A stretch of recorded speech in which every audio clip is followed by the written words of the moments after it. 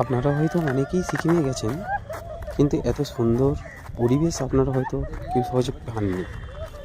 এবার দেখুন কত সুন্দর বরফ চাদরে মোড়া এই সিকিম দেশটি।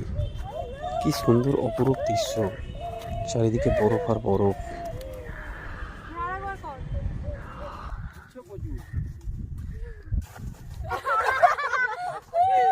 বরফের মধ্যে গিয়ে তো ঠান্ডার কথা ভুলেই গেছে, সবাই খেলছে বরফ নিয়ে।